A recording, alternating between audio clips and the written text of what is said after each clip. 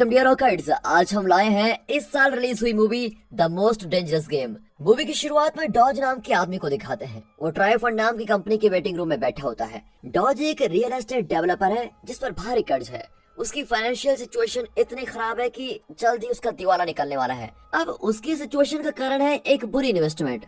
दरअसल उसने अपना सब कुछ एक हाई राइज बिल्डिंग बनाने में लगा दिया था और इस बिल्डिंग का नाम है कैरिंगटन, लेकिन वो इसको बेचने में भी नाकाम रहा। बिल्डिंग की हालत इतनी खराब है कि उसे कोई रेंट पर भी नहीं लेना चाहता और डॉज के पास उस बिल्डिंग को इम्प्रूव करने के पैसे भी नहीं है। ऊपर से उसकी पत्नी वॉल प्रेग्नेंट है और ये उनका पहला बच्चा होगा। तब ट्रायो फंड की सेक्रेटरी उसे इन्फॉर्म करती है कि उनकी कंपनी का चीफ माइल्स सेलर्स उससे मिलना चाहता है। डॉज माइल्स से मिलने उसके ऑफिस में जाता है। माइल्स किसी तरह डॉज की फाइनेंशियल सिचुएशन जान जाता है और कहता है कि तुम एक मल्टी मिलियनर बन सकते हो, तुम्हें सिर्फ एक गेम खेलना होगा। फिर वो गेम के नाम पर नर हत्या और शिकार के बारे में बताना शुरू करता है। अब डॉज चौंक जाता है कि दुनिया में ऐसे गेम्स कौन खेल रहा है। पहले तो वो इनकार कर देता है, लेकिन माइल्स उसको कन्विंस कर ही देता है कि इस गेम को खेलने से तुम्हारे पैसों की प्रॉब्लम खत्म हो जाएगी और तुम्हारा सब कुछ सही हो जाएगा। इस पर डॉज मान जाता है। अब कुछ दिनों पहले का फ्लैशबैक दिखाया जाता है जिसमें बताते हैं कि डॉज माइल्स से पहली बार कैसे मिला। डॉज एक स्टार एथलीट था और यूनिवर्सिटी ऑफ मैकिगन का रिकॉर्ड ब्रेकर था। सुबह का ब्रॉडकास्ट अनाउंस कर रहा होता है कि डॉज ने अपना पिछला रिकॉर्ड तोड़ दिया है। तब डॉज अपनी रेगुलर जॉगिंग कर रहा होता है, लेकिन अक्सर उसके सर में अचानक दर्द होने लगता है। वो घर लौटता है और ब्रेकफास्ट के लिए फ्रिज से अंडे निकालता है, पर अचानक उसका सर दर्द शुरू हो जाता है और सर दर्द की वजह से वो आसान से आसान काम भी नहीं कर पाता। कई महीनों से उसे अपनी मेडिसिन के बिल भी नहीं भरे होते हैं। इस वजह से उसका स्ट्रेस और बढ़ जाता है। फिर वो वॉल को ब्रेकफास्ट बना कर देता है, लेकिन वो परेशान होता है कि इस हालत में वो आने वाले बच्चे का ख्याल कैसे रखेगा। लेकिन वॉल बहुत ही सपोर्टिव है और कहती है कि हम मिलकर प्रॉब्लम्स को सॉल्व कर लेंगे और अपने बच्चे की देखभाल करेंगे, तुम चिंता मत करो।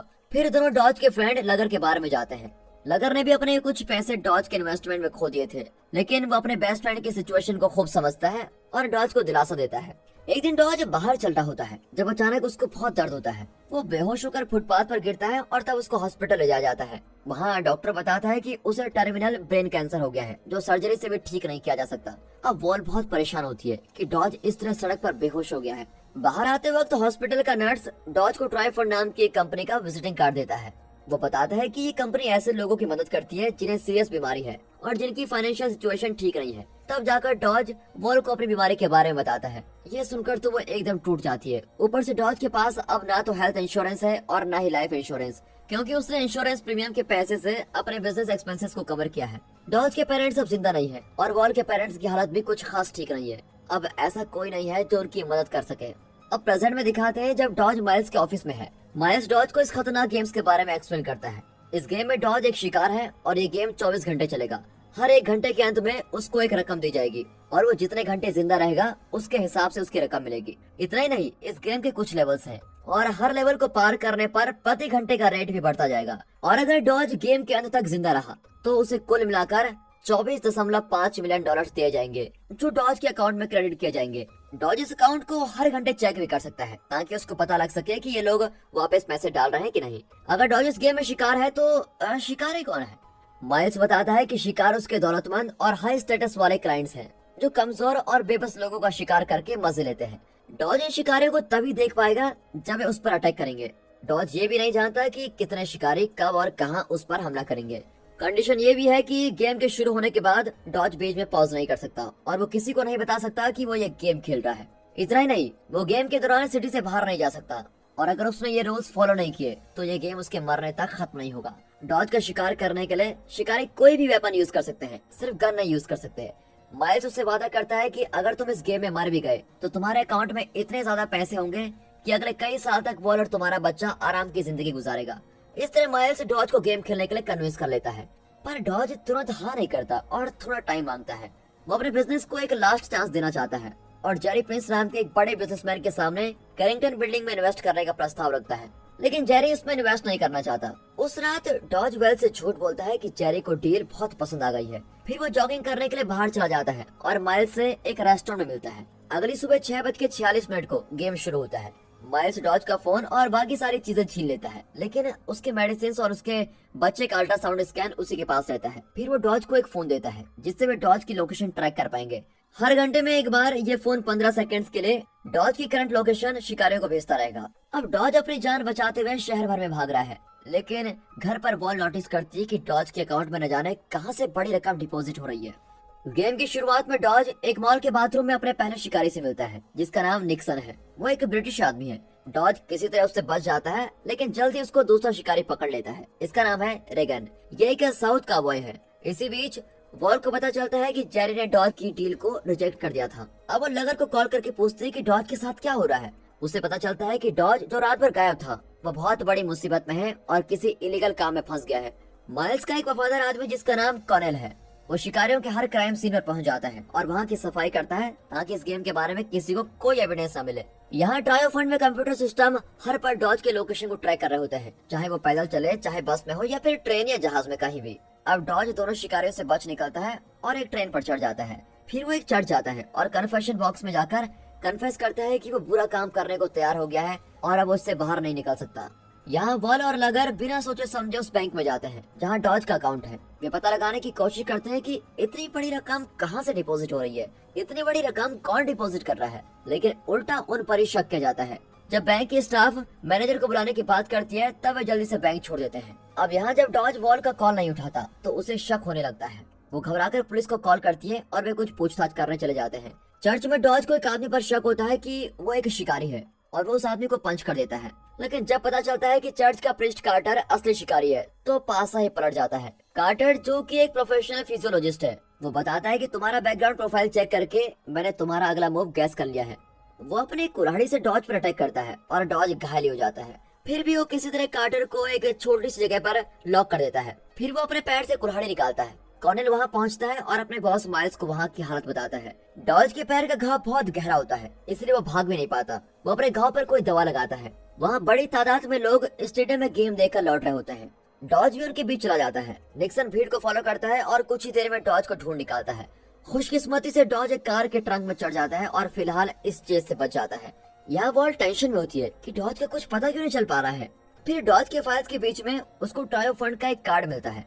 कार के अंदर डॉज को पता चलता है कि ये फैमिली बर्मिंघम में जा रही है, मतलब कुछ ही देर में वो डेट्रॉइट से बाहर चला जाएगा, लेकिन ये गेम रूल्स के अगेंस्ट है, इसलिए वो चिल्लाने लगता है। वो आदमी कार रोककर ट्रंक खोलता है और एक अजनबी को पाकर उस पर अटैक करता है, लेकिन डॉज उसके मुंह पर पंच कर देता है। उसकी पत्नी घबराकर पुलिस को कॉल करने जाती है, लेकिन डॉज उसको रोकता है और अपनी अजीब हरकत के लिए उससे माफी मांगता है। अब डॉज अपने रास्ते चला जाता है और वहाँ से कैब चुराकर अपने घर लौटता है, लेकिन जैसे वो घर के पास जाता है तो एक बाइकर तेजी से आकर उसे रॉड से अटैक करता है। ये देखकर वॉल बहुत घबरा जाती है और लगर को इन्फॉर्म करती है। अब डॉज जल्दी से कैब में बैठकर ड्राइव करने लगता है और बाइकर उसको चेस करता है। बाइकर और कोई नहीं, कार्टर है, जो अब डॉज को मारने की कोशिश करता है। डॉज स्पीड बढ़ाता है और कार एक पेड़ से टकरा जाती है, लेकिन डॉज को ज्यादा चोट नहीं आती। कार्टर वॉल को असॉल्ट करने की धमकी देता है, जिसकी वजह से डॉज उसे मार डालता है। फिर कॉर्नेल सिचुएशन को समझकर कार्टर की लाश को डिस्पोज कर देता है और माइल्स को खबर देता है कि क्या क्या हुआ। अब वॉल ट्रायो फंड के कार्ड पर दिए हुए एड्रेस पर जाती है, लेकिन ट्रायो फंड बिल्डिंग बिल्कुल खाली होती है। अब रेगन डॉज के पीछे पड़ा हुआ है और डॉज एक टूर शिप में चढ़ जाता है। वहाँ कैनेडी नाम के एक मार्शल आर्ट्स एक्सपर्ट उस पर अटैक करती है। ये भी एक शिकारी है। वो अपने शानदार मूवमेंट से डॉज को खूब मारती है, लेकिन जब वो चाकू से डॉज को खत्म करने की कोशिश करती है तो डॉज उसके कपड़ों पर आग लगाकर वहाँ से भाग जाता है, लेकिन फिर भी वो डॉज को नहीं छोड़ती। आखिर डॉज उसको पानी में गिरा देता है और एक फ्रिज को पकड़कर बच जाता है। अगले सीन में वो कुछ गुंडों के कब्जे में होता है। वे उसका फोन भी छीन लेते हैं, जिसमें मैसेज आया होता है कि उसके बैंक अकाउंट में $15 मिलियन आ गए हैं। वे ये भी पता लगा लेते हैं कि डॉज की मेडिसिन नकली है। ये जानकर खुद डॉज चौंक जाता है, लेकिन गुंडों को तो सिर्फ पैसों से मतलब है। डॉज अपनी सिचुएशन एक्सप्लेन करने की कोशिश करता है, लेकिन वे उसको और पीटते हैं। तब गेम का फाइनल शिकारी एंट्री मारता है। इसका नाम है एलबीजे। ये शूट आउट करके सभी गुंडों को मार डालता है, लेकिन जब वो डॉज को शूट करने जाता है तो एक गुंडा जो अभी भी जिंदा है वो पीछे से एलबीजी को शूट कर देता है। इस तरह एलबीजी मर जाता है। तब मौका पाकर डॉज भागने लगता है, लेकिन निक्सन उसका पीछा करने लगता है और फिर कॉर्नेल हमेशा की तरह वहाँ कर सारा एविडेंस साफ कर देता है। निक्सन से बचकर डॉज अपने घाव पर दवा लगाने हॉस्पिटल पहुँचता है। वहाँ एक नर्स कंफर्म करती है कि उसकी मेडिसिन नकली है। वो पेशेंट्स रिकॉर्ड चेक करती है तो पता चलता है कि डॉज के एडमिट होने का कोई रिकॉर्ड वहाँ पर है ही नहीं। डॉज फिर माइल्स को कॉल करके पूछता है तो वो सच बता देता है कि तुम्हें टर्मिनल ब्रेन कैंसर नहीं है। ये सब हमारी सेटिंग थी ताकि तुम किसी तरह गेम खेलने के लिए राजी हो जाओ। माइल्स ये भी बताता है कि तुम्हारे दोस्त लगर ने तुम्हें कुछ ड्रग्स दिए थे, जिसकी वजह से तुम्हारा सर दर्द होता था। ये काम करने के लिए ट्रायो फंड ने लगर को $50,000 दिए थे, लेकिन माइल्स कहता है कि गेम के रूल्स अब भी वही हैं और तुम्हें गेम पूरा करना होगा। अब डॉज वॉल को कॉल करके बताता है कि उसे कैंसर नहीं है। ये सब एक गेम है और लगर भी इसमें शामिल है, इसीलिए तुम लगर से दूर रहो। कुछ देर बाद वॉल को नकली पुलिस ऑफिसर्स किडनैप करके माइल्स के पास लेके जाते हैं। अब डॉज अपने पिता के पुराने कंस्ट्रक्शन शॉप में निक्सन, रेगन और कैनेडी के लिए ट्रैप तैयार करता है। तीनों वहाँ पहुँचते हैं और अपने शिकार के पीछे जाते हैं। सबसे पहले रेगन अंदर जाता है और डॉज उसका हाथ बी में फंसाकर उसे लहूलुहान कर देता है। फिर कैनेडी अंदर जाती है, लेकिन ऐन वक्त पर लगर वहाँ जाता है और कैनेडी को शूट कर देता है। लगर बताता है कि माइल्स झूठ बोल रहा था, मैंने तुम्हें कोई ड्रग नहीं दिया है। फिर दोनों बाहर चले जाते हैं और डॉज उस बिल्डिंग को ही एक्सप्लोर कर देता है और इस तरह रेगन मारा जाता है। इसी बीच निक्सन बच जाता है। तब कॉनेल हमेशा की तरह दोबारा एविडेंस मिटाने आ जाता है, लेकिन डॉज उसे गन पॉइंट पर पूछता है कि वॉल कहाँ है। कॉनेल बताता है कि माइल्स ने वॉल को कैरिंगटन बिल्डिंग में बंद करके रखा हुआ है। अब बिना टाइम वेस्ट किए डॉज वहाँ पहुँच जाता है और वॉल को छुड़ा लेता है, लेकिन तब निक्सन वहाँ पर आता है और डॉज को रूफ टॉप तक चेस करता है। वहाँ दोनों के बीच खतरनाक लड़ाई होती है और डॉज नीचे गिर जाता है, लेकिन वो एक चीज को पकड़ लेता है और बच जाता है। अब निक्सन उसके हाथ पर चाकू मारकर उसको नीचे गिराने की कोशिश करता है, लेकिन तभी वो देखता है कि सूरज की रोशनी आ गई है। वो चाकू फेंककर बड़े आदाब के साथ डॉज को ऊपर खींचता है और उसको बचा लेता है। 24 घंटे पूरे हो चुके हैं और गेम खत्म हो गया है और बढ़िया तरीके से गेम खेलने के लिए वो डॉज को कांग्रेचुलेट करता है और वहाँ से चला जाता है। वॉल को भी तसल्ली होती है और वो डॉज को गले लगा लेती है। अब डॉज को माइल्स का फाइनल कॉल आता है और वो बताता है कि तुम गेम और प्राइज दोनों जीत गए हो। और इसी के साथ दोस्तों ये डेंजरस मूवी यहाँ पर खत्म होती है।